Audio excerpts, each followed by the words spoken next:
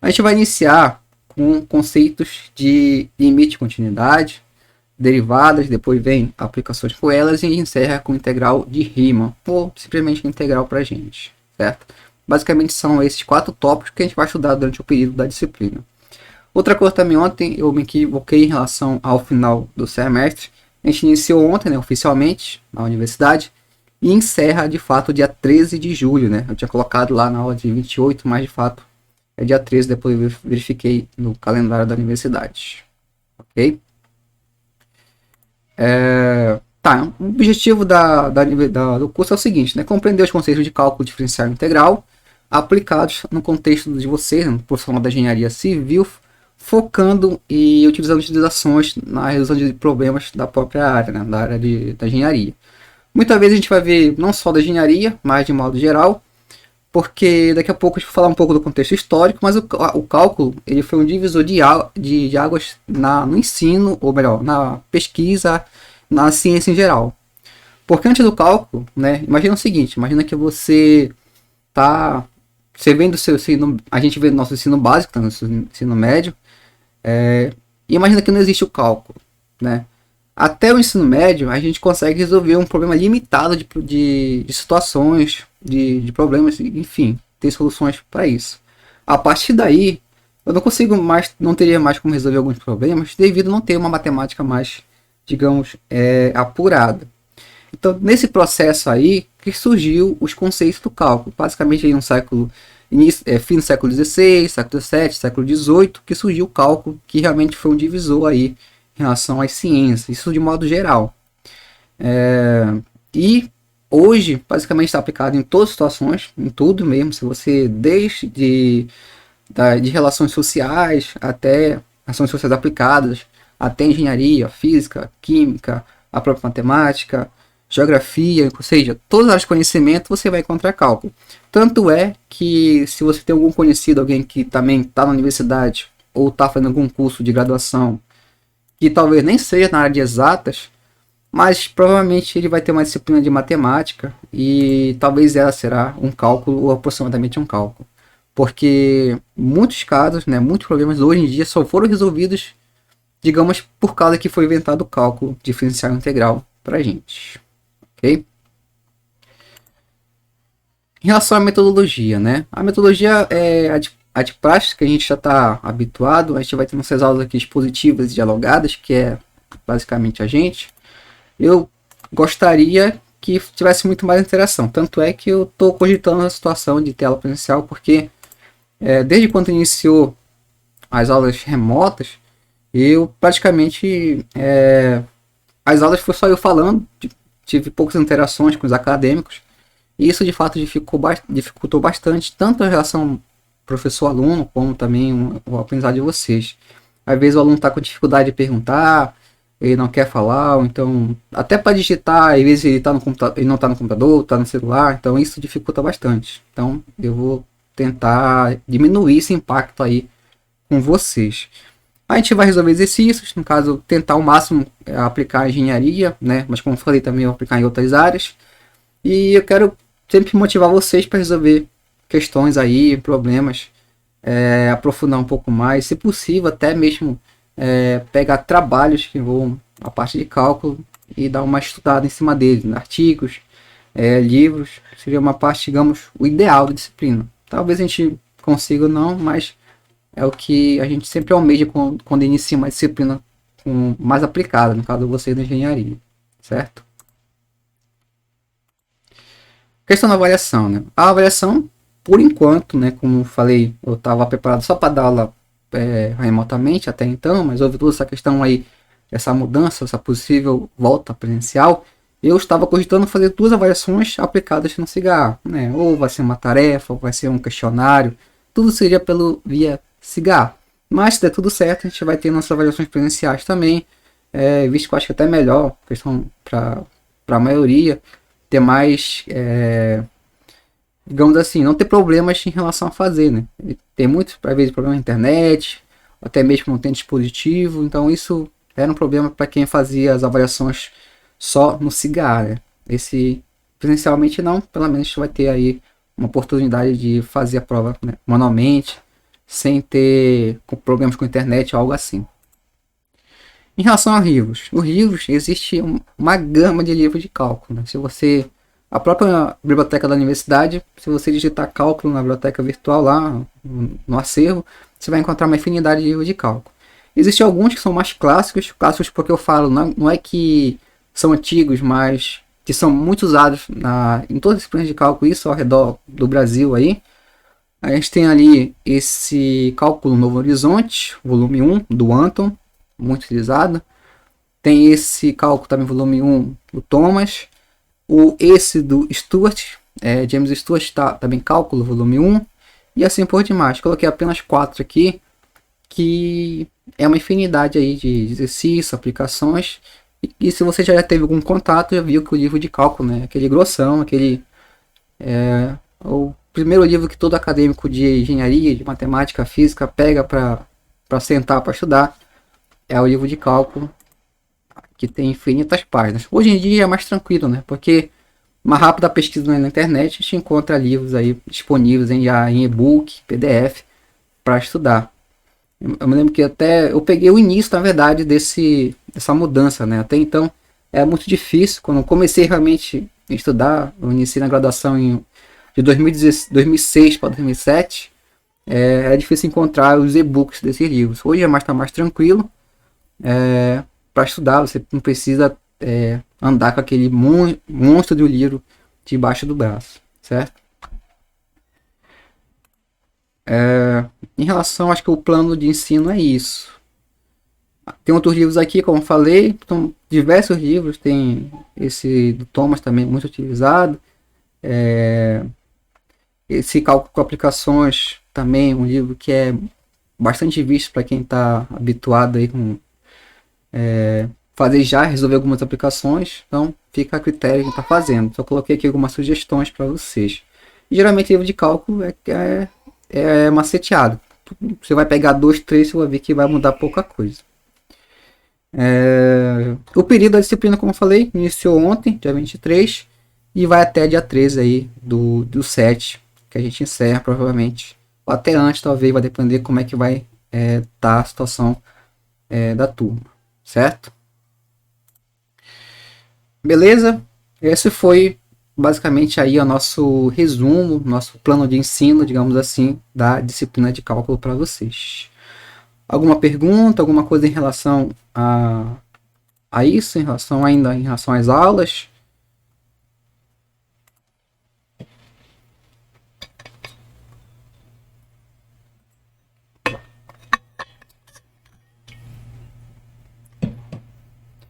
Certo, então bora lá. Hoje iniciar. Essa semana é mais mesmo para tentar começar com vocês.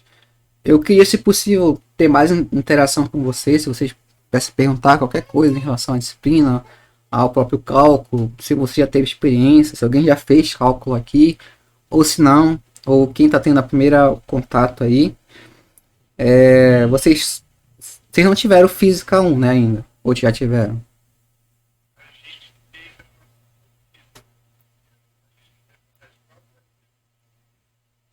Entendi. Pois tem essa questão. Como eu falei para vocês, o ideal realmente não era vocês ter visto física por causa dessa situação aí. Na verdade, o ideal era o seguinte: se eu não me engano, no projeto de vocês, Física 1 e Cálculo 1 estão no mesmo semestre. Eu posso estar enganado, mas acho que é isso. E isso, ao meu ver, eu acho que não é bom para nenhum tipo de curso, tanto engenharia ou algo assim. Porque o cálculo, ele leva todo primeiro uma base inicial com limites aí, definições, relembrando um pouco da parte de funções que vocês estudaram no ensino básico de vocês, que muitas vezes vocês não estão com a memória fresca, né? Tem que relembrar um pouco mais.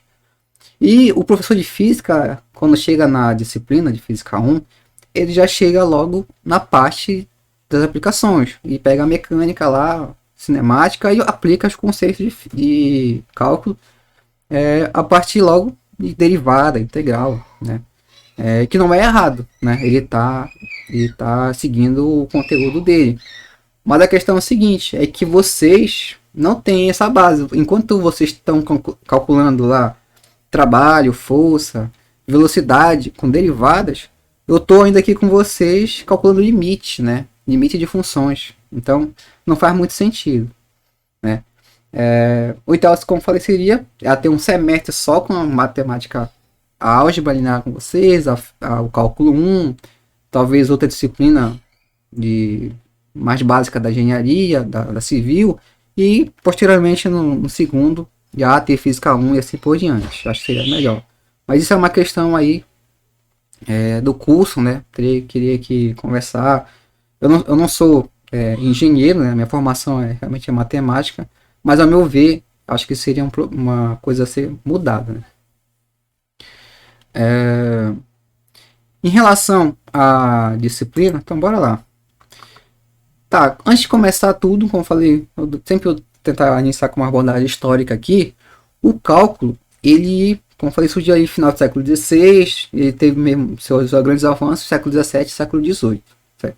E os dois principais caras aí envolvidos foi o Newton, né, que realmente ele não era tão matemático, mas foi o Isaac Newton e o Leibniz. O Newton, ele de fato, ele revolucionou por causa que ele tinha conceitos bastante profundos sobre mecânica, né? Praticamente ele é considerado o pai aí da mecânica e do cálculo, né? Porque ele conseguiu resolver problemas utilizando aí o nosso cálculo, problemas de mecânica que até então na época era meio desconhecido.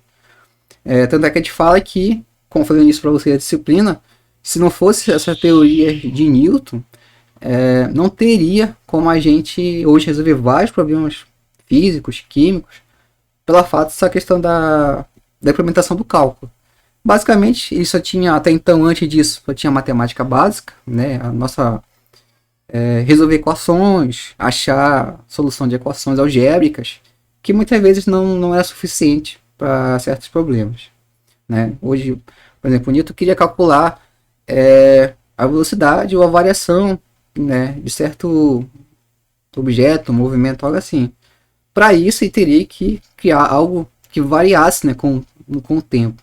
E a partir daí surgiu os primeiros conceitos do cálculo. Então, por isso que eu falo que Newton basicamente é considerado um dos principais, ou até talvez o principal, aí responsável pelo cálculo e até a mecânica. Logo em seguida veio o Leibniz. Leibniz também ele criou muitas teorias, né? Publicou bastante coisa, resolveu bastante problemas, já com base no que o Newton tinha feito. Só que além disso, ele colocou conceitos a mais. Além disso, uma coisa que é muito taxada, que é representada por Leibniz, foi a notação. Hoje, muitas notações que a gente usa no cálculo diferencial integral, quem implementou, quem colocou foi o Leibniz. Se você pesquisar na internet aí, um pouco da história do cálculo, até mesmo de Isaac Newton, algumas notações que tem, você vai ver que a notação que ele usava não tinha nada a ver com a notação que a gente usa hoje, né? De derivada, de integral, os símbolos, tudo isso foi muito tempo depois já implementado para a gente.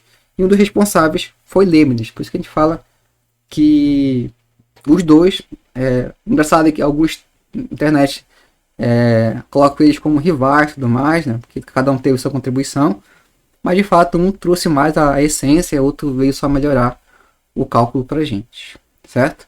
Aí logo em seguida, aí deslanchou, aí outras pessoas destacaram depois, são o Jacob e o John Bernoulli, né, que no caso reformularam bastante também problemas utilizando cálculo, tanto é que tem várias fórmulas hoje que a gente usa, fórmulas que envolvem a dinâmica de fluidos, problemas de termodinâmica, que são destinados a ele, né? Bernoulli, porque os dois estudaram bastante coisa e meio que eram ligados ao Leibniz, né? Meio conhecidos aí dele, meio que alunos, então também tiveram bastante contribuição para o nosso cálculo de hoje, certo? E hoje o cálculo é isso que a gente vê, como eu falei. Hoje alguém que faz medicina ou enfermagem vê cálculo, assim como vocês aqui na engenharia vê o cálculo, porque tudo está envolvido aí em questão de resolver problemas que envolvem taxa de variação. Basicamente é isso, certo? E de fato, é um método que são utilizados com bastante eficiente para alguns problemas aí, para resolver isso, ok? Tá, então, partindo disso, como eu falei para vocês, aqui que tá não é o problema, mas o que eu vejo em relação vocês que estão chegando para fazer cálculo, né, e de fato o curso de cálculo. É que, antes de tudo, você tem que ter a sua matemática básica, porque basicamente era isso que se originou o cálculo. Até então tinha uma matemática básica, a partir daí a gente precisou ter algo a mais, certo? E esse algo a mais seria o nosso cálculo, que antes tu tem que ter uma boa base matemática. Mas aqui, se a gente fosse resumir, né, a matemática é uma área muito ampla, não dá para dizer, você tem que chegar aqui na universidade com uma boa base matemática. Tá, mas que boa base é essa, né? Tipo, matemática é muito amplo. Se você for pegar toda a matemática que você teoricamente estuda no seu ensino básico, você levar ali muito tempo para fazer uma revisão de tudo. Então o que a gente faz? A gente faz um resumo daquilo, principais pontos que de fato você vai precisar bastante na disciplina de cálculo, que é basicamente você entender de funções de uma variável real aí para a disciplina. Aí você tem que ter basicamente saber o que é uma função, né? Definir o que é uma função, o que é melhor, pelo menos diferenciar, né? Se é uma função ou não. Gráficos, bater o olho em uma região, em um traçado e saber que aquilo lá representa uma função, certo? Talvez não exatamente qual função você vai saber, mas isso aqui é um gráfico de uma função, já ajuda bastante. Os tipos de funções, aí no caso dá uma relembrada também, só as funções logarítmicas, funções exponenciais, funções algébricas, polinomiais, funções inversas, tudo isso são conceitos que você teoricamente vem trazendo do seu ensino básico e que você tem, não obrigação, mas é bom você, quando se decarar com cálculo, saber que isso aí não é problema para você, certo? Então, seria meio que a base. Aqui as operações com funções. No caso, operações de fato, é operação, como é que você vai somar duas funções, como é que você pode multiplicar, diferença, divisão, composição de funções, quais são as funções inversas, funções elementares, certo? Então, essa seria uma base. Caso você tá com dúvida, está iniciando agora seu estudo de cálculo e tá com esse receio de não, faz tempo que eu fiz o meu ensino básico, o ensino médio, eu estou voltando a estudar agora e eu estou com a memória um pouco ainda não tão boa, né, em relação a esses conceitos. Então foca nesses pontos aqui, que é estudar a função. Qualquer livro de ensino básico aí tem esses conceitos. Então seria importante já iniciar com esses conceitos aí. Teve um ano, não sei se esse ano teve, uma oficina de pré-cálculo para os calouros, né? O ano passado, vocês participaram de alguma coisa nesse sentido? Tiveram alguma monitoria de pré-cálculo, uma semana do calor, uma coisa assim? Entendi. É, vocês tiveram. Nada já foi de cálculo 1, né? Nada de pré-cálculo B vocês não tiveram. Beleza. Aí, como eu falei, peguem esses conceitos aí, ou até mais, ou se você realmente tem a sua facilidade em entender esses conceitos básicos da matemática, dê uma relembrada lá que a gente vai precisar bastante quando for iniciar o conteúdo, certo? Ok, então aqui a gente vai iniciar, de fato, os primeiros conceitos de limite e continuidade de funções, no caso de uma variável real. A ideia de limite, primeiro, a gente tem que traçar a partir de um problema. É o famoso problema da tangente, né? Um dos problemas clássicos aí, que é o seguinte: dada uma função f e um ponto, né, nessa função, no caso seu gráfico aí, eu quero encontrar uma equação de uma reta tangente a esse ponto P, certo? Então imagina o seguinte: aqui eu tenho um meu sistema de coordenadas. Aqui eu não coloquei x, y porque é aquela questão. Eu sempre, depois de um tempo que a gente começa a estudar bastante isso, a gente começa a entender para não se prender a tanta anotação. A não ser que alguém tenha dificuldade, alguma coisa assim, questão de memorizar as coisas, mas o ideal é não se prender à anotação, né? A gente brincar, eu fiz todo o conteúdo com XY e na prova eu coloquei U e V, ou T e V, algo assim. E não consigo interpretar a questão porque eu mudei as variáveis. Então, uma coisa que sempre, já desde o início, já coloco para vocês, não se prendam tanto à anotação, mas sim ao conceito que aquilo representa, certo? E como eu falei, o nosso problema aqui, eu vou partir do seguinte, eu tenho ali nosso plano cartesiano, né? Pra gente, a gente está habituado que é o nosso XY, né? Nossas abscissas, nossas ordenadas. E em vermelho é uma curva, né? E como eu falei, para mim essa curva aí representa uma função. Eu não sei qual é a função, está definida de modo geral aí. E além disso, outra informação que ele me dá é que tem um ponto nessa curva, que eu também tracei aí. E no final das contas, eu vou traçar uma reta aí, que é uma reta tangente, ou seja, só toca nesse ponto em relação à curva. E eu quero saber a equação dessa reta. Esse seria basicamente o ponto de partida para a gente entender o que seria limite de uma função aí, de uma variável real, certo? Então, esse é o problema. Como é que eu vou encontrar essa equação dessa reta, né, utilizando essas informações? Dado aí que, por enquanto, não sei quem é a minha função, não sei quem é meu ponto, só sei que ela se comporta dessa maneira aqui. Só que acontece o seguinte, em matemática, assim como qualquer outra área do conhecimento, qual é a dica que eu dou para vocês? Sempre tenta iniciar, quando você não tem ideia nenhuma de resolver um problema, sempre tenta iniciar com uma coisa que você conhece, certo?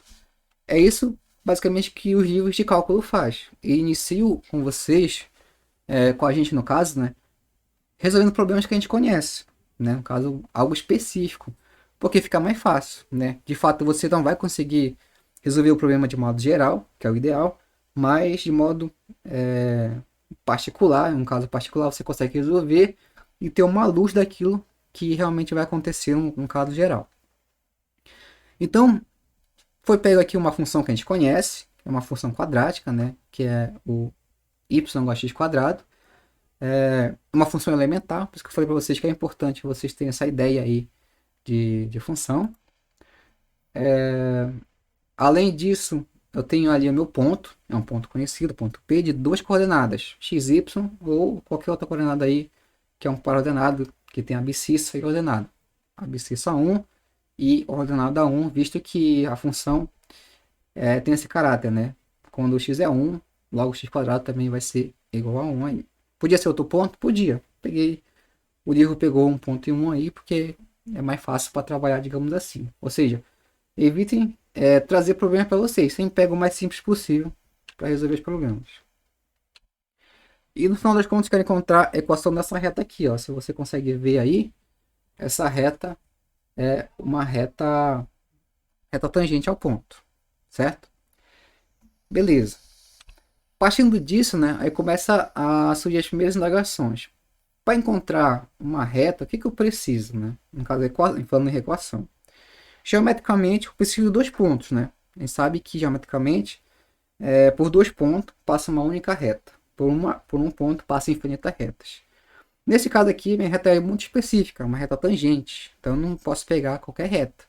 Então, tem que ter o quê? Mais um ponto para determinar a equação dessa reta. Além disso, eu preciso de outra coisa, que é o coeficiente angular dessa reta ou inclinação dessa reta, né? Porque ela que vai me dar, de fato, se essa reta vai ser tangente ou não. Né? Se vocês lembram do ensino básico de vocês, lá da geometria, basicamente uma reta ela pode ser tangente a outra, uma região, a um gráfico, ou ela pode ser uma reta secante, né? A uma região, a um gráfico. Né? Tangente porque toca em um ponto, secante quando toca em dois pontos ou mais. Então, eu tenho que ter uma reta específica aí que vai atender essa minha condição de ser tangente. Então, para isso, eu tenho que saber qual é a inclinação da reta. Além disso, a questão precisa de quantos pontos? Basicamente, 2 pontos para determinar a equação da reta. E estimar, né, quem é a minha inclinação da reta só com esse ponto aí próximo. Porque eu tenho o seguinte, já que eu tenho 2 pontos, aqui a gente entra a parte mais abstrata de você enxergar isso. Eu preciso de 2 pontos para encontrar a equação da reta. Mas o problema só me deu um ponto, né, que é o ponto conhecido ali. Só que se eu colocar 2 pontos, a reta passa de ser tangente e passa a ser uma reta secante, né? Simplesmente porque eu tracei 2 pontos. E não faz sentido. A reta que eu vou encontrar será uma reta secante e não tangente. Ou seja, não é o nosso problema. Então, quando a gente falar em ponto próximo, que de fato é o ponto próximo mesmo. Eu tenho que encontrar o ponto exatamente que é mais próximo possível daquele pontinho lá que é dado. Porque a ideia é a seguinte: se o ponto está próximo o suficiente do ponto dado, significa que a reta, que até então é uma reta secante, está mais próximo da reta tangente. Certo? Então é isso que eu vou fazer. Então, para ser mais um ponto ali, esse ponto ele é o nosso ponto, que é um ponto qualquer, por enquanto. Não estou muito interessado se ele está longe, se ele está aberto, se ele está lado direito ou esquerdo. É um ponto que está sobre o gráfico aí. Ele é dessa forma porque ele é pertencente ao gráfico. Como é um gráfico de uma função quadrática, a abscissa é x e a ordenada é x quadrado. Sempre vai ser assim para esse caso aí. Então o que eu vou fazer agora? Eu vou traçar a reta que passa por 2 pontos, o ponto conhecido como ponto 1 em 1 e o ponto desconhecido, entre aspas, que é o ponto x de x quadrado. Certo? Aí perceba o seguinte: a reta que eu tracei, que passa nos 2 pontos, ela vai ser secante, está tocando 2 pontos. E eu quero que essa reta seja tangente, eu quero que ela aproxime cada vez mais da reta que me interessa, né? E essa reta aí em verde. Então, para isso, eu tenho que determinar o coeficiente angular da reta de tal forma que vai ser o mesmo coeficiente da reta tangente. Então, aqui o que eu vou fazer? Eu vou pegar aqui essa região, eu vou só traçar ali uma região triangular entre os 2 pontos e a reta, certo? Eu vou determinar quem são, nesse caso aí, os catetos, os lados desse triângulo. Por construção, esse triângulo aqui é um triângulo retângulo, né? E vai ter ali aquela base ou aquele lado que é x menos 1, que é justamente o tamanho daquele segmento que vai de x até 1 ou de 1 até x ali embaixo. E vou ter a altura desse segmento aí, que é x quadrado menos 1, que é justamente a altura máxima no ponto azul ali, menos a altura mínima, que é 1 dessa região. Beleza? Com essa relação aqui, com esse triângulo retângulo, eu consigo determinar o ângulo de inclinação que ele faz com a horizontal aí da reta, né? Porque a hipotenusa desse triângulo é justamente um segmento da reta secante da minha região aí. Beleza? Aí o que eu vou fazer agora? Eu vou calcular o ângulo, ou nesse caso aí a gente conhece como a tangente do ângulo, é o coeficiente angular dessa reta. Nesse caso eu chamei de m, porque eu defini lá na frente como um m, né? O coeficiente angular, que é a tangente do ângulo alfa ali, que vai ser dado como um cateto oposto, né, uma relação trigonométrica desse triângulo retângulo, dividido pelo seu cateto adjacente. Beleza? Então tá ali a segunda equação dado como já o coeficiente angular para essa reta aqui, visto que ele passa por essa equação quadrática, certo? Se fosse outra função, ali no x quadrado estaria outra função qualquer, não a quadrática. A partir daí, o que eu tenho? Eu tenho a ideia de que esse ponto x de x quadrado, que até então é um ponto desconhecido para mim, ele é um ponto próximo do ponto dado, certo? Mas qual foi o ponto dado? Foi o ponto 1 em 1. Por isso que aparece aquele 1 em 1 ali, ó, que ele é nosso ponto conhecido.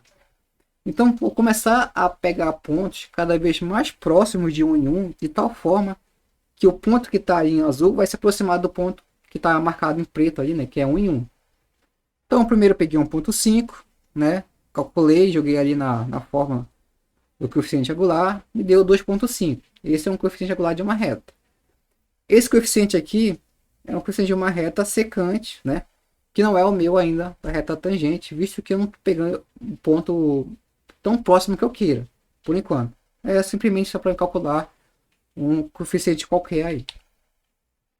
Aí foi o que eu fiz, eu comecei agora a diminuir, né, a distância entre os 2 pontos.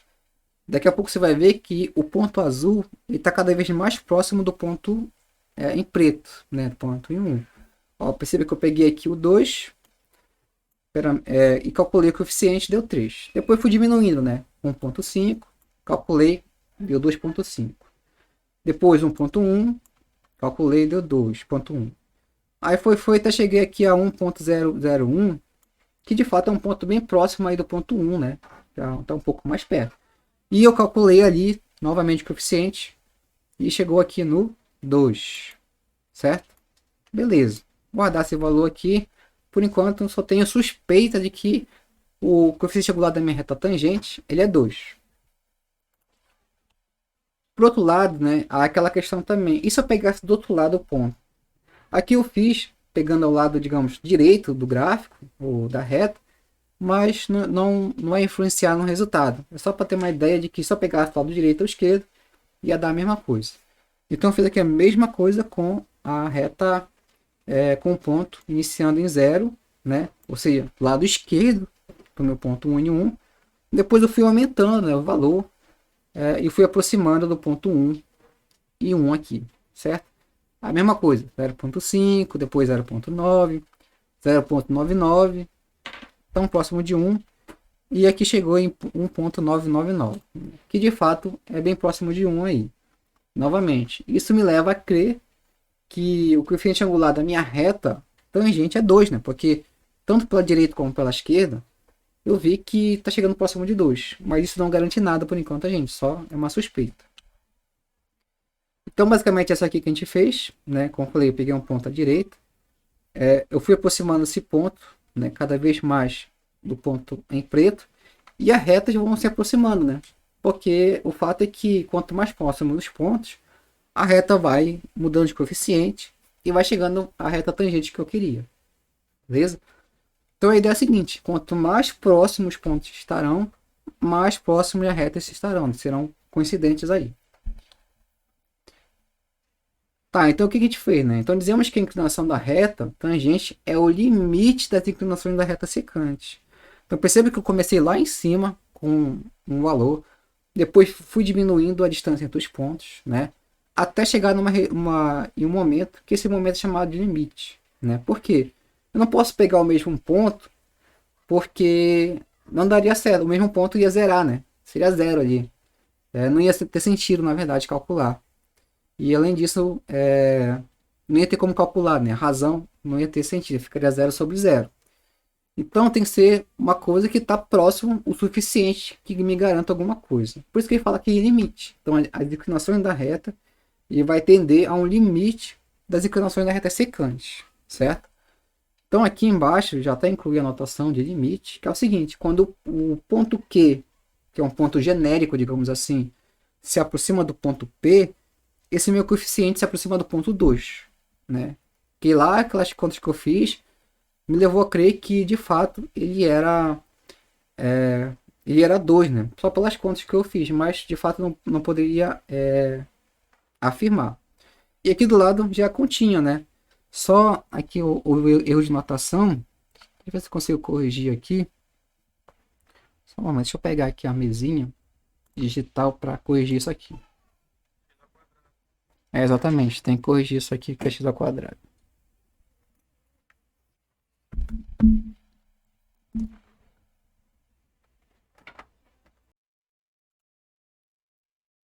Beleza, dá para enxergar aí?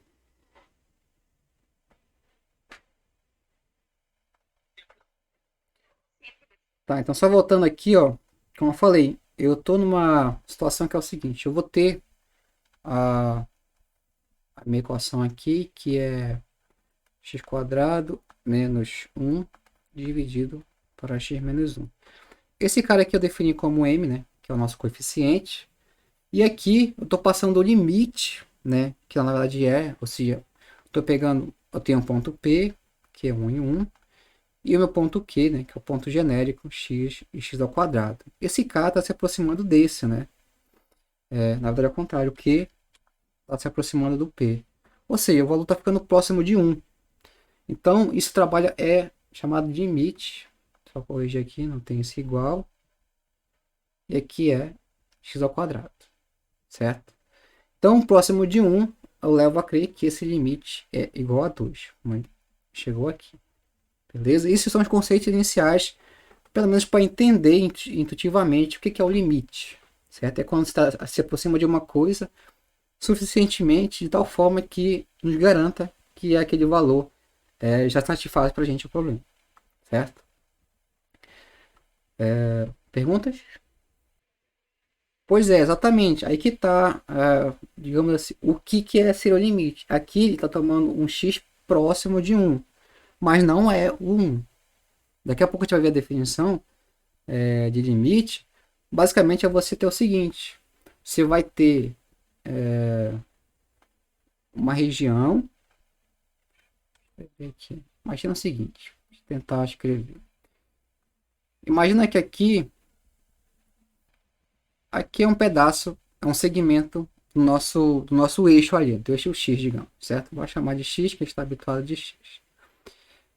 Aqui é o 1 para a gente, ok? Então, aqui eu vou tomar meu X. O que acontece? Ver um pouco lá da parte de geometria. Entre dois pontos, um segmento de reta, existe infinitos pontos aí, né? Isso considerando os reais, ok? Então o que acontece agora? Esse cara aqui, ele vai se aproximando do X, né? Eu tô tomando aqui pela direita, mas poderia ser pela esquerda, sem problema, ok?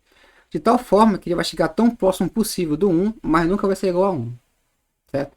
É como se fosse aquela questão lá de conjuntos abertos e fechados. Por exemplo, vocês aprenderam lá no nosso ensino básico que esse cara aqui, digamos, 4 e 3 é um conjunto, não é verdade? Esse cara aqui é chamado de A. O que significa? Que esse cara aqui é um conjunto que. Melhor começar no menos. Aqui. E vai do menos 4 ao 3. Sendo que o 3 pertence a esse conjunto. E o 4 não pertence. Aí a questão é a seguinte: se esse cara aqui pertence aos reais, qual seria o próximo valor após o 4? Né? Visto que ele está de menos 4 a 3. A gente não tem esse valor, porque é um valor, né, que está ali entre um valor muito pequeno, de tão próximo de 4 possível, mas nunca é 4. A mesma coisa acontece no limite. Vou tomar valores tão próximos possíveis do x, no caso aqui igual a 1, mas nunca vai ser igual a 1, certo? Então tem que ter essa ideia. Então aqui quando eu tomo o limite, eu até pode transparecer, eu estou calculando para ser igual a 1, mas na verdade não é. Eu estou tomando valores próximos de 1. Ok? Essa seria uma ideia intuitiva de limite. Aqui é tranquilo, né? Vocês lembram dessa parte aqui do nosso ensino básico? Conjuntos abertos e fechados.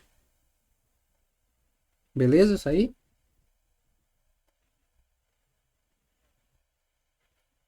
Beleza.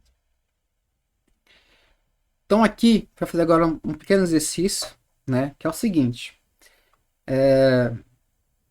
O que é dado? É dado um tanque com capacidade aí de 1000 litros de água. E ele é drenado, né, pela base em meia hora, certo? Na verdade, essas informações por enquanto não são muito relevantes para a gente, só para dar uma contextualizada. Aqui embaixo tem uma tabela com os valores do volume em relação ao tempo, né, dado em segundos aí. Então, inicialmente de 0 a de 0, vou ter que vou traçar aqui um eixo. Deixar XY, mas na verdade não é XY.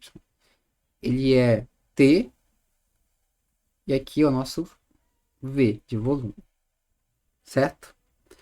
Para cada valor de T, traçar aqui um pontinho, colocar aqui T igual a 5, depois um T igual a 10, um T igual a 15, um T igual a 20 e assim por diante.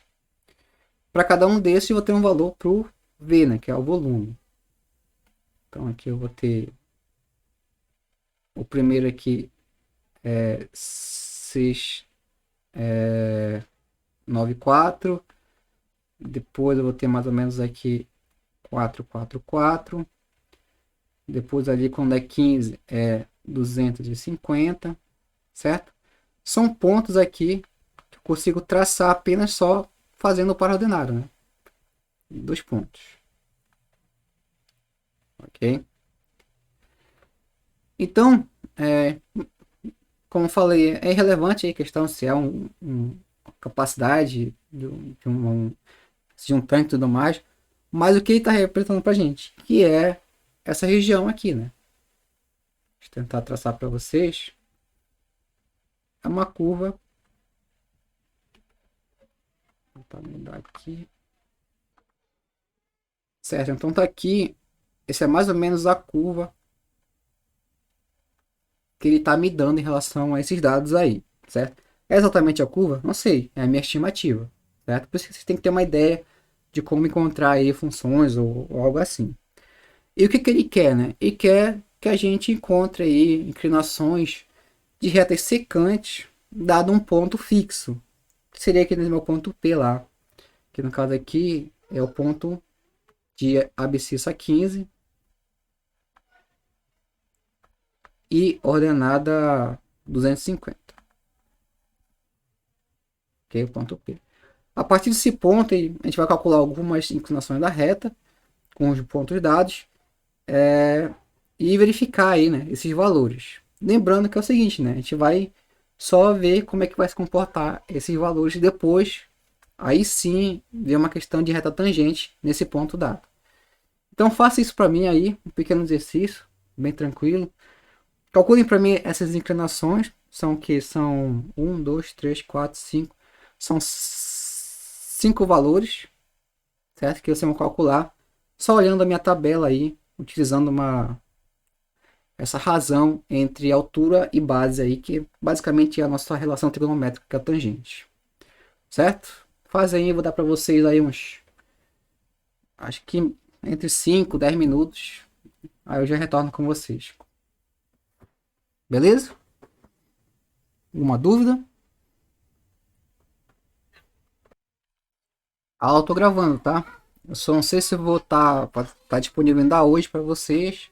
Só dar uma corrigida, questão no início final aqui, né? Tirar algumas coisas que não são do conteúdo, mas eu tô gravando aqui, certo? Essa é outra coisa também que não sei se eu comentei com vocês ontem, e também reforçando hoje. Infelizmente o Google Meet, né? A gente não tem mais a função de gravar a aula. Isso foi outro problema que também que ocasionou aí a gente querer voltar presencialmente, porque a gente aqui no estado já tem o problema da internet por si. São poucos as plataformas que podem suportar aí, que na verdade que tem um bom desempenho, né, para nossa internet aqui. O Google Meet é uma delas, né? Apesar da nossa internet se comporta bem para fazer videoconferências. Os demais, alguns funcionam, outros não. Mas infelizmente a gente não tá conseguindo mais gravar. A gente conseguiu, acho que por 2 semestres ainda, conseguir gravar diretamente pelo Google Meet. E é isso, eu tô gravando, né? Torçam para não corromper nada, né? O arquivo. Assim que finalizar, eu vou só dar uma cortada no início e final, algumas coisas. Postar lá no YouTube e deixar o link no Cigar para vocês e lá no grupo também da disciplina.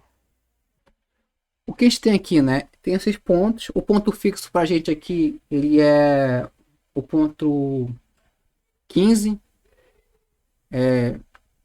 15 e 250. A partir dele eu vou calcular, né, as minhas inclinações. Antes mesmo de iniciar o cálculo, né, você tem que fazer o seguinte. Aí também, bora reforçar o nosso ensino básico aí. Esses pontos, eles estão tendendo a zero, né? Que de fato é o problema físico o que está falando para gente. Inicialmente em zero, aqui não foi colocado, mas quando o meu tempo é zero, o volume máximo lá do meu tanque, né, que é 1000 litros. Em 5 segundos, ele perdeu 306, né, 306 litros aí, em apenas 5 segundos. E daí já só foi decrescendo o volume com o tempo. Então esse cara aqui vai até chegar em 30 segundos. Então aqui na frente, deixa eu apagar aqui essa setinha. Opa, foi muito. Lá na frente, em 30 segundos, vai zerar a capacidade, né? Vai zerar aqui o volume do tanque. No caso, vai ser a zero aqui, né? E vai tocar o eixo X, certo? Termina aqui. Beleza. Então, se eu estou interessado em achar uma reta secante a curva, uma coisa eu tenho que estar em mente, que essa reta vai ter uma inclinação nesse sentido, né? Toda reta que eu traçar aí, né, porque há um decrescimento, né? A curva ela decresce com o passar do tempo e a tendência é que toda reta que eu traçar, ou secante ou até mesmo tangente, vai ter uma inclinação nesse sentido. E a gente sabe que quando a inclinação da reta é nesse sentido para baixo, significa que o meu coeficiente angular, chamar aqui, eu vou trocar, chamar de n, é um valor negativo, menor que zero. Beleza? E se fosse crescente, ou seja, o coeficiente é positivo. Isso lá a gente aprende a nossa famosa função linear ou função afim, né? Que é a função f de x, ax mais b, ou ainda, né? Y ax mais b, certo? Lá no ensino básico a gente estuda profundamente, né, essa função aqui, ou essa equação, e sabe que esse azinho aqui é chamado de coeficiente angular e o bzinho é o coeficiente linear. A partir daqui a gente destrincha e acha qualquer equação de reta aí. E a gente sabe que esse a, como eu falei, se for maior que zero, a minha reta é crescente, se for menor que zero, é decrescente. E isso está ligado também em relação ao problema físico, né? Se for falar em outras palavras, se eu tenho um decrescimento em relação aos pontos dados, significa que minha curva está decrescendo. A taxa de variação é negativa, certo?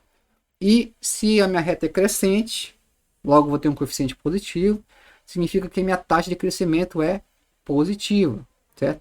A gente ouve muito isso em aplicações, infinitas aplicações aí. Tenho certeza que alguém de vocês já falou ou escutou.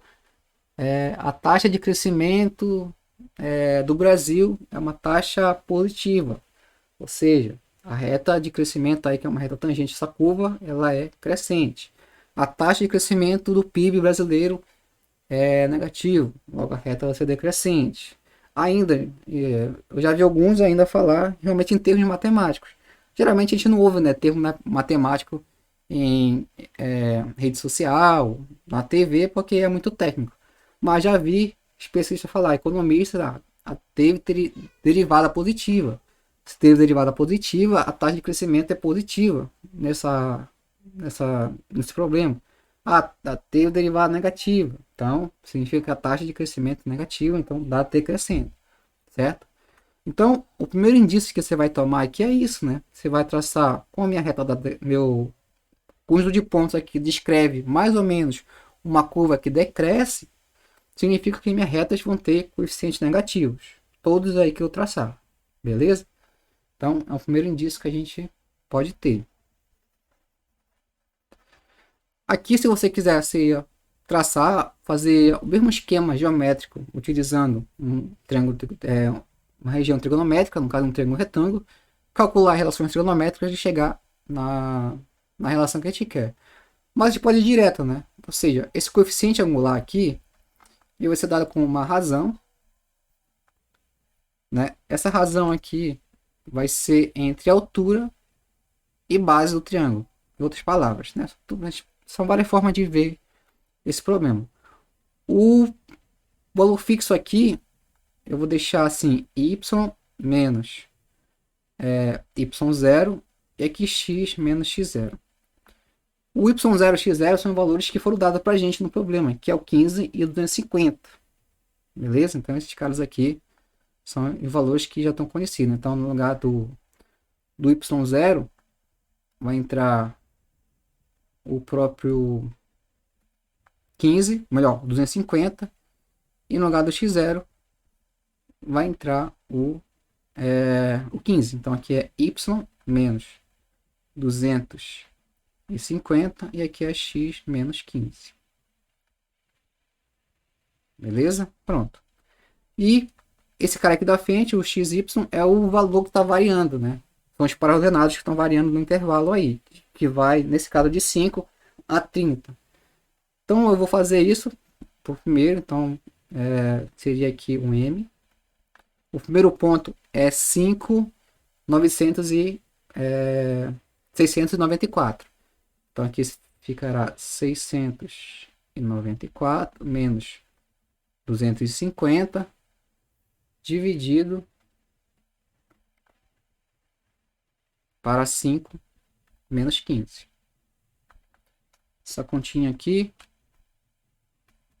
vai dar, deixa eu ver minha calculadora aqui, que essas continhas vou fazer direto.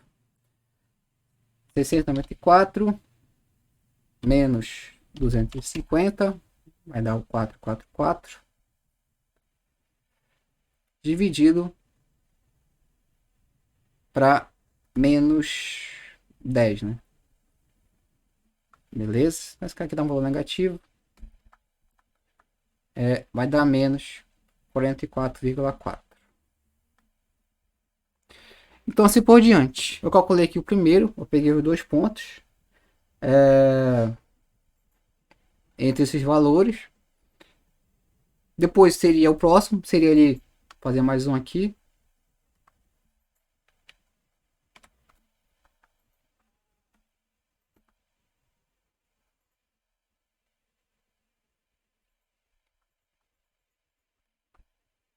Vai ser chamar de M também.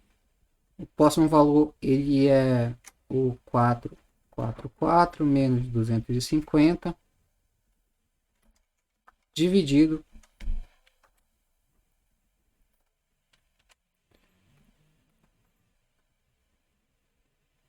no caso aqui é 10 menos 15. Então esse valor aqui, fazer a continha aqui, 444 menos 250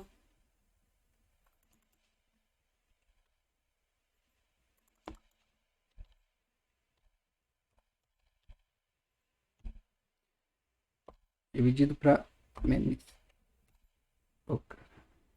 errei na continha aqui, 444 menos 250 dividido para 5. Aqui dá menos 38,8, certo? E assim por diante, a gente vai encontrar todos os coeficientes aí. Alguém chegou a fazer, calcular aí todos os 5 valores? Bateu aí com os primeiros? Beleza, então esse é o primeiro exercício. Bem tranquilo, né? Só para ter uma ideia, isso aí, em relação a coeficiente angular da reta, que tem a ver com inclinação, que tem a ver com taxa de variação, que tem a ver com derivada da função, que tem a ver com o limite, na verdade. Na verdade, a gente não chegou à derivada, mas a derivada é o limite da função. Beleza? Alguma dúvida? Posso passar aqui para o próximo?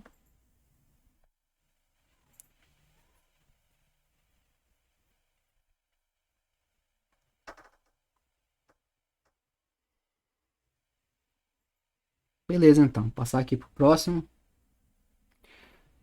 O item 2 do mesmo problema é o seguinte. Ele solicita aqui para a gente estimar a inclinação da reta tangente ao ponto P pela média das inclinações de duas retas secantes. Deixa eu tentar fazer o esquema. Você faz a conta para mim. Vou só fazer o esquema aqui. Certo? Vou só traçar um ponto. Vou traçar todos os pontos aqui. Aqui é o T. Aqui é o V. 5, 10, 15. 10 aqui não tá marcado. 15, 20, 25, 30. E aqui são em valores, né? 694. Esse pontinho aqui. Depois 444. O 15 é 250. Vem aqui. Quando é 20, ele é 111. Vem aqui. Quando é 25, é 28. Bem aqui embaixo. E quando é 30 é 0. Vem aqui. Então esse aqui é mais ou menos a região que eu estou interessado em estudar, né? O gráfico. Beleza? Eu consegui encontrar várias retas secantes aí, né? Considerando o ponto P, esse ponto aqui, com o ponto fixo, né? Então, eu peguei o primeiro ponto P, com o primeiro aqui 5, calculei uma reta secante aí. Deixa eu tentar traçar aqui a cara dessa reta.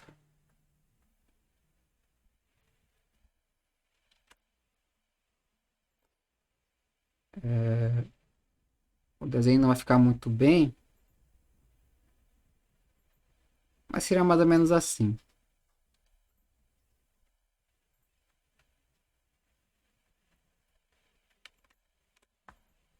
Beleza? Aí, de fato, a gente encontrou essa reta secante. A gente encontrou o coeficiente angular dela, né? Viu que é negativo. De fato, é uma reta decrescente. E foi encontrando as demais. Depois encontrei mais uma, que seria mais ou menos aqui.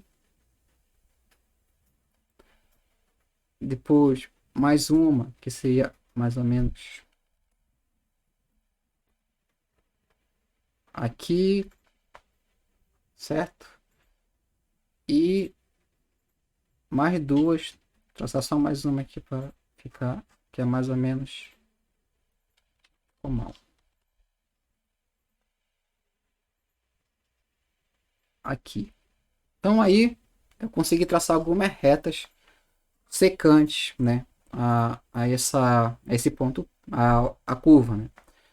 No item 12 ele pede o coeficiente de uma reta tangente, ou pelo menos próximo, né? Aí qual foi o método que ele sugeriu? Que fizesse a média das inclinações. Então se a gente for olhar aqui, a média das inclinações, qual seria a retas mais próximas, ou os pontos mais próximos, visto que eu estou fazendo isso, né? Aqui, estou tomando os pontos próximos do ponto P, tanto por cima, digamos assim, ou pela esquerda, ou pela direita, certo? E eu quero encontrar essa média aí, que vai me dar uma boa estimativa, digamos assim, da minha reta, do coeficiente da reta secante, ou melhor, tangente ao gráfico. Eu quero que faça isso agora para mim. Calculem para mim essa média aí dessa reta. E a gente vai agora, depois disso, encontrar uma equação da reta, né? Que possivelmente é uma reta tangente ao ponto P que passa pelo gráfico aí. Calculei para mim e me fale quanto é que é. Isso aí é mais rapidinho, eu vou dar uns 3 minutinhos aí para vocês fazerem.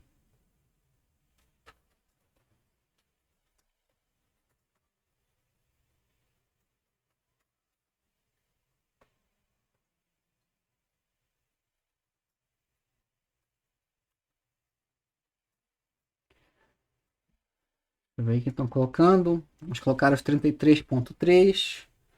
33.3. Será que é isso mesmo? 33.3?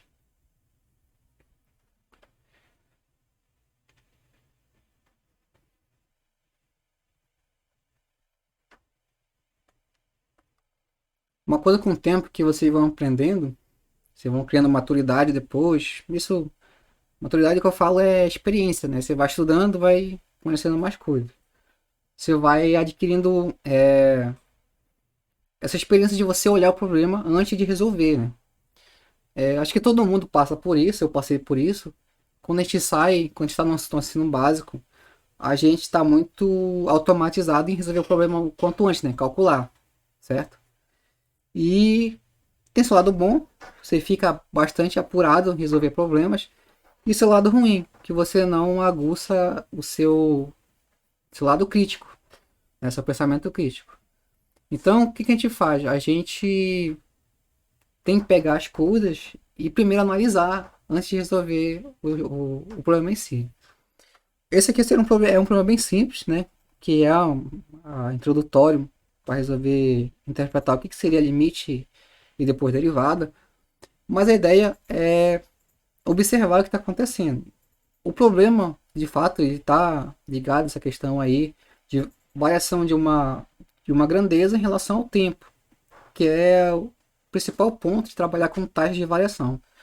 Minha grandeza aqui é volume, né? A variação tempo t aí que é dado em segundos. E a ideia é que está sempre diminuindo esse valor ao passar do tempo, né? Então é uma variação negativa. E como eu falei, a gente calcular essa questão de reta tangente, coeficiente, é nada mais do que a gente calcular o coeficiente angular, que por sua vez, no nosso cálculo aqui, é a nossa taxa de variação de tal situação, de tal problema. Nesse caso aqui é o problema do tanque. Então fiquem atentos. Então fique atentos quando se forem refazer o problema, antes mesmo de calcular, é verificar a situação, né? Olhar o problema, ver, tentar traçar o gráfico, tirar tudo que é qualquer informação possível que é dada do problema. Muitas vezes o problema é muito direto, de fato, mas se você esmiuçar, você consegue tirar muita informação do problema. Não simplesmente calcular. Ó, por exemplo, esse problema simples aqui, a gente pode interpretar ele ainda e a mais além, né? Se eu quisesse saber, por exemplo, qual seria o volume, né? Eu quero saber qual o volume quando o meu tempo for 17 segundos, certo? Isso não é solicitado num problema a priori, não é dado. Mas é uma pergunta que a gente pode fazer. Se eu quisesse calcular o meu tempo, melhor meu volume, né? Quando se passar de 17 segundos, certo? Daria para fazer isso? Daria para estimar esse valor? Com certeza. Matematicamente é possível a gente estimar esse valor como qualquer outro valor dentro desse intervalo, entre 5 e 30 segundos, certo? Aí existem métodos para resolver isso, inclusive a gente não vai entrar muito porque por enquanto não é o nosso foco, mas de fato existe, que é, no caso aqui é chamado de interpolação. A gente vai fazer uma interpolação.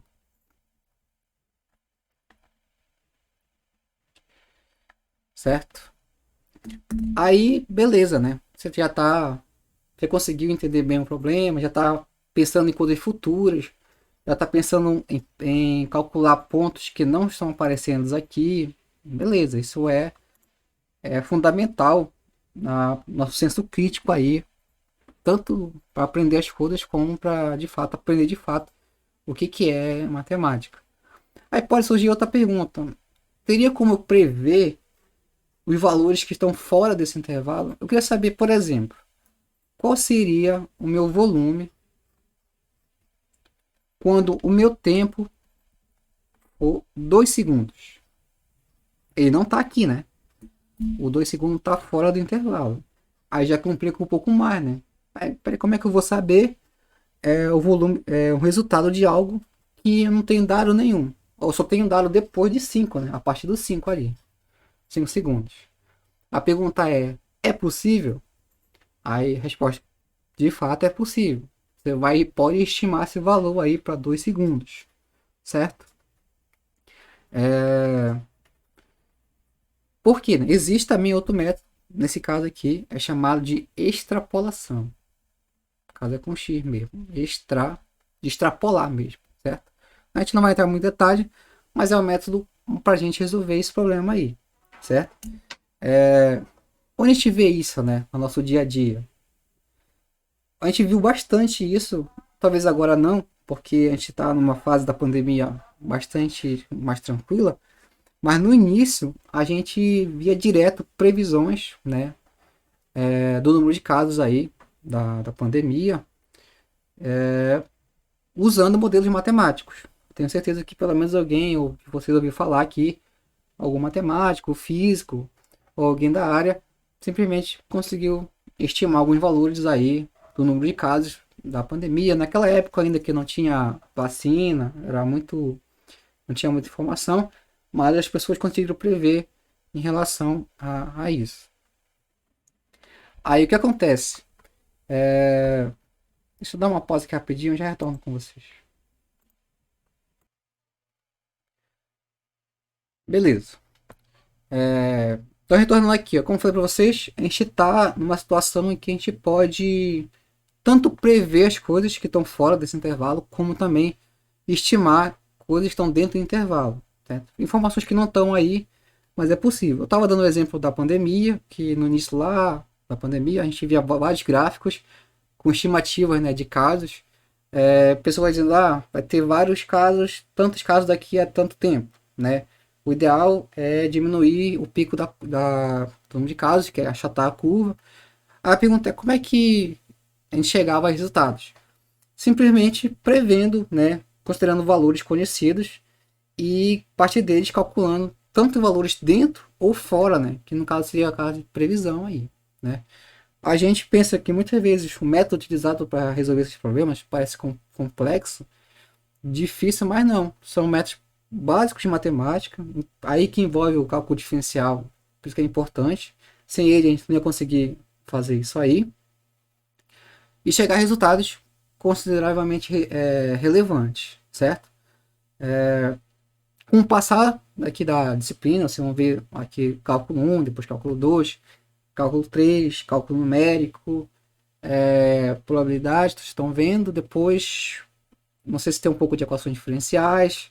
Vocês vão perceber que é possível fazer modelagem matemática com praticamente tudo que a gente pode estudar, certo? E aqui é a mesma coisa, é um problema que a gente pode esmiuçar quanto a gente queira e obter resultados que a gente não tem, às vezes nem está cogitando, e chegar a resultados até surpreendentes. Daqui que surge a questão do seu pensamento crítico, que quem está fazendo, por exemplo, a disciplina de probabilidade estatística, eu deixei para vocês alguns artigos, vocês vão perceber que como é que surge uma ideia de fazer um artigo de qualquer coisa. É como você olha para um problema e consegue extrair algo a mais dele do que o autor primeiro não fez, certo? Cheguei a falar ontem com vocês, né? Alguns de vocês daqui com o tempo vão querer talvez publicar um artigo ou algo assim, um trabalho científico. Aí não tem ideia, mas que ideia eu vou utilizar? Pessoal, não sei, não tem algo novo. Não necessariamente você precisa ter algo novo, você precisa ter a ideia a partir de alguma coisa. E esse aqui seria um caso, né? Digamos que, pode imaginar, uma hipótese aí, que não é o caso, mas isso aqui seja um problema que alguém fez, resolveu, bonitinho, tá? Publicou com um artigo. Aí você vai olhar ler esse artigo aqui, entender, beleza. Aí você vai, posso melhorar isso aqui? Pode. Você consegue esmiuçar e tirar informações daqui que vão contribuir tanto para quem fez, para você e futuramente quem vai fazer. Ou seja, a gente brinca que a pesquisa nunca termina. Se hoje qualquer coisa que você pesquisa na internet que envolva pesquisa, algo assim, você vai perceber que é possível ainda melhorar aquilo ou ainda fazer diferente, certo? Eu vou bater sempre nessa tecla com vocês porque eu quero que no final, além de vocês aprender o cálculo aí, você saia da disciplina pelo menos com essa ideia, eu consigo formular algum problema, resolver, utilizando os conceitos do cálculo aí, ou além disso, criar, né, resolver novos problemas utilizando os mesmos conceitos, só olhando que uma coisa que já foi feita ou algo assim, certo? Voltando aqui para um outro problema, eu queria estimar aquela inclinação daquela reta tangente, né, que passa ali pelo ponto P, utilizando as médias que foram dadas aqui. E, inclusive, isso aqui já é um problema que foi colocado, né? Como é que ele queria estimar essa coisa? Pelas médias. E foi diminuindo cada vez mais a distância entre os pontos. Isso de fato é uma média. Então aqui, os pontos mais próximos, eu poderia pegar qualquer ponto, né? Tem aqui 6 pontos, 5 pontos no caso. Eu poderia pegar qualquer um para resolver esse problema. Só que, como eu quero a ideia de limite, quanto mais próximo possível eu puder chegar do ponto fixo, é melhor para mim. eu vou pegar os pontos mais próximos, que seria esse 10 aqui, certo? E o 20, ó. Então, qual seria o ponto P? Eu vou fazer o seguinte, vou fazer na ordem. Vou chamar aqui de Q, chamar de S. O nosso ponto Q, ele vai ter uma abscissa 5 e uma ordenada 4, 4, 4, certo? O ponto P é o ponto dado, né, que é 15, 250. E meu ponto S é 20, 111. Eu poderia pegar os outros pontos que estão fora daí? Pode, certo? Mas em questão de o melhor resultado possível são esses dois, porque eles estão mais próximos, certo? É aí que entra aquela questão. Se eu quiser melhorar ainda mais, eu posso, porque eu teria que pegar um ponto entre o 10 e o 15, e o 15 e o 20. Pode falar.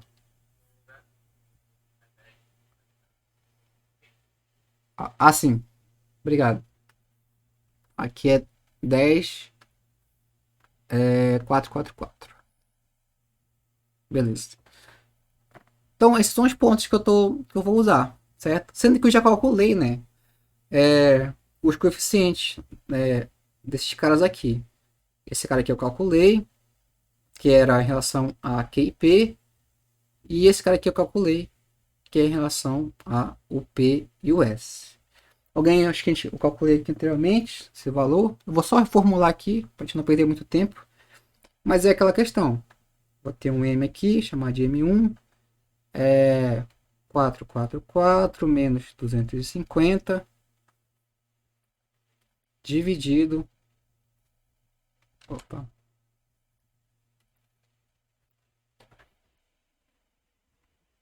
aqui para 10 menos 15. E o outro é o M2, novamente aqui é uma razão. Nesse caso aqui, ele é o 111 menos 250 dividido para 20 menos 15. Beleza? Esses são os coeficientes que eu calculei isso lá anteriormente. Acho que vocês calcularam aí, deu dois valores. Então, o coeficiente que eu estou interessado, chamar de M3, é a média dos dois. M1 mais M2 por 2. Eu fiz essa continha anteriormente aqui. Ele é o menos 33,3, aproximando aí, certo? De fato, é só para a gente verificar. De fato, vai ser uma reta decrescente, porque vai passar pelo ponto P aqui, certo? Vai ter uma inclinação para baixo, né? Vai ter um sentido para baixo aí. E assim eu chego a uma aproximação da minha reta tangente. Aí é engraçado, porque esse valor aqui, além de me dar essa questão aí, ele pode ser muito mais do que isso, né? Ele pode ser o valor que vai me dar a reta tangente a esse ponto P. Por quê, né? Porque eu defini que M é x, melhor, y, menos o meu y0, que é 250, dividido para x menos o meu x0, que é 15. O melhor é 5, né? É 15 ou é 5? É 15. Esse cara aqui eu aproximei. Então ele é aproximadamente menos 33,3. Vou ficar aqui embaixo. Ou seja, a equação da reta que ele vai me dar será y menos 250 vai ser igual a menos 33,3 que multiplica x menos 15. Essa reta que eu encontrei, essa equação que eu encontrei aqui embaixo é a equação da reta, né? Que ela é aproximadamente, vou dar só um nome para ela aqui, chamar de R. R, ela é aproximadamente a reta tangente, a equação da reta tangente, que mais tarde a gente vai ver que vai ser a derivada da função em relação a x no ponto P. Falando em taxa de variação. Nesse caso mais específico, Isso aqui ele vai ser a derivada do volume em relação ao tempo, né, no ponto P, certo? Que por sua vez, esse cara aqui, o que é a derivada em relação ao tempo? É a taxa de variação. Então isso aqui é d de v por d de t. Deixa eu escrever melhor aqui. Esse cara aqui é a taxa de variação média, no caso aí do volume, né? Ou algo assim, do tanque, certo? Ou seja, de um problema simples, matemático, você consegue extrair muita informação para abordar algo mais complexo, mais difícil, né? Que é, aqui era uma conta simples. Deixa eu ver quem está entrando aqui. Aqui era uma conta simples, simplesmente calcular aí razões, né, entre dois números. Não envolveu nada tão difícil, que não for uma operação entre números inteiros. Mas, de fato, além disso, eu consigo estender essa ideia, né? É aquela questão. Até, voltando para o contexto histórico, até certo momento, eu não tinha muito o que pensar do problema. Eu tenho um volume, vai diminuir com o tempo, tá? Eu consigo estimar aí mais ou menos com quanto tempo vai acabar a água, ou em que tempo vai ter tal volume de água. Beleza. Mas com o tempo foi surgindo novas indagações, né? Com isso surgiu o cálculo, que uma delas foi essa. Tá, eu consigo estimar muito mais do que isso. Eu consigo estimar qual será uma taxa média de variação. Então, nesse caso aqui, esse 33,3 seria mais ou menos o volume que decresce aí a cada segundo, digamos assim, com do tanque, né? Que faz de 1000 litros. Então, a cada segundo, aproximadamente, diminui em 33,3 litros. Aí que vem aquela pergunta, eu consigo determinar mais ou menos em 17 segundos, em 2 segundos, conseguiria. Não exatamente o valor, mas eu conseguiria estimar esse valor só olhando esses dados aqui. Certo? Beleza? Tranquilo até aí?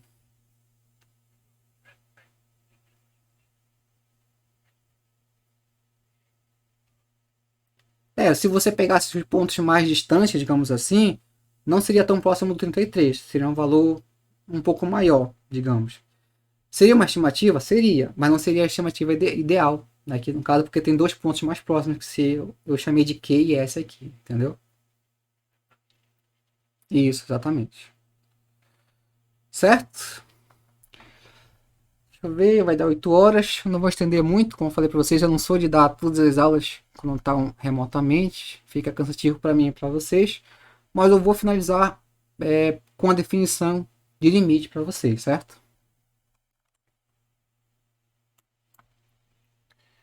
Tá, então a gente viu uma ideia intuitiva, o que era o limite, e a partir de agora a gente vai ver o conceito, né?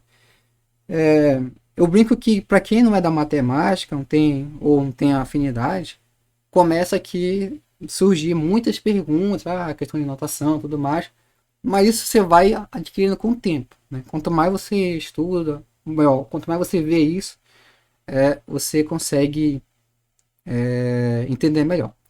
Então, por definição, o limite é o seguinte: dado uma função suponha que uma função seja definida próximo de um número a aí, né? Um intervalo, eu estou falando de funções reais aí, certo? E a gente vai escrever, né, que o limite, caso que a gente fala o limite de f de x, quando x tende a A, é igual a L. Essa aqui é uma questão de notação e como a gente lê, né? O limite de f de x é igual a L quando x tende a A, ou o limite de f de x quando x tende a A é igual a L. Pode dizer assim, deve depender do livro. Ou seja, os valores de f de x da função, eles tendem a ficar cada vez mais próximos de L, do valor, à medida que o x vai se aproximando de A. Né? Isso é uma ideia, apesar de uma definição, é uma ideia bem precisa do que seria o limite. Ok?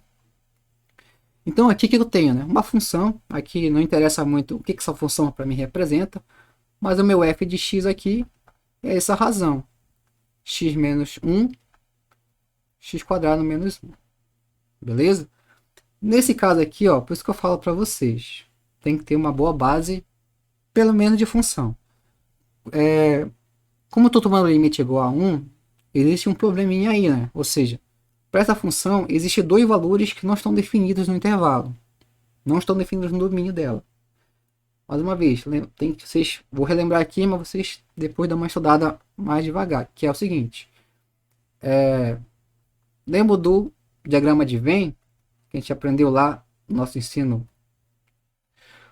Se eu não me engano, o diagrama de Venn, hoje mudou, mas na minha época era a quarta série do ensino básico. O diagrama de Venn, ele vai dar aqui o domínio da minha função, e aqui será a imagem da minha função. Esse cara aqui é a nossa função, né? Correspondência a f. Ou seja, para cada pontinho que existe aqui no meu domínio, existe aqui um f de x, que seria a minha imagem. Um esquema básico aí para entender o que é a função. E nesse caso, essa função aqui, só olhando ela, né, existe um probleminha. Que são dois valores que não podem ser definidos aí. Que quais são? O menos 1 e 1. Não é verdade? Em menos 1, em 1, essa função não está definida. Ou seja, não existe imagem. Não existe aqui a imagem de f de menos 1. E nem existe a imagem de f de 1. Certo? Mas não quer dizer que não existe o limite. Então, o limite nunca vai tratar do valor em si. Em continuidade, sim, mas em limite, não. Certo? Então, quando a gente olhar a função e entender o que é o limite, aí tem em mente que o valor que eu estou calculando do limite nunca está definido na função, e se tiver definido, já entra em outro conceito, que é a continuidade. Beleza? Então, olhando a função, não posso aplicar ali, calcular f de 1 e de menos 1, porque não vai existir. Mas eu posso calcular o limite, que é o valor tão próximo que eu queira de x igual a 1 e de menos 1. Certo? Beleza, então nesse caso aqui, o que a gente vai fazer? Eu vou pegar os valores próximos de 1 e, como o limite está em 1, né? O menos 1 por enquanto não me interessa. Eu poderia calcular em menos 1, mas não é isso que ele quer só em 1. Então o que a gente vai fazer aqui, ó?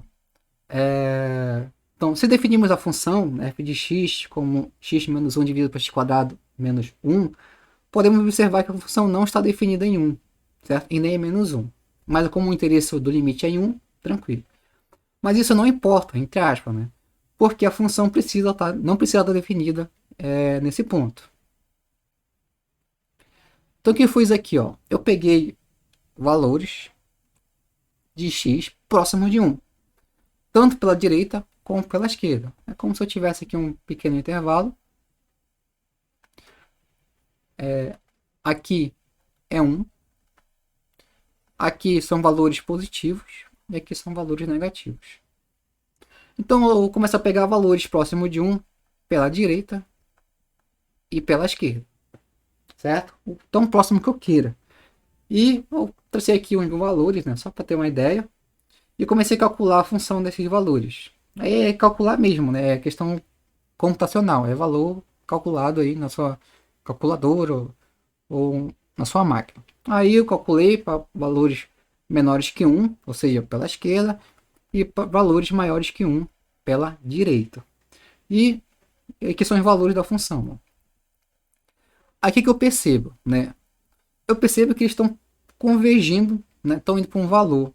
Nesse caso aqui é 0,5, aparentemente. Eu posso afirmar que é 0,5? Não, por enquanto eu não posso afirmar. Mas são fatos que levam a crer que é 0,5, certo?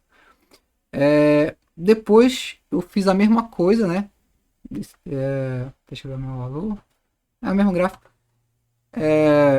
Os valores aqui, né? E concluir, entre aspas, que o meu valor tende a 0,5. Se eu aumentasse aqui essa tabela, fizesse muitos valores tão próximo de 1 que eu queira, ia chegar a 0,5, certo?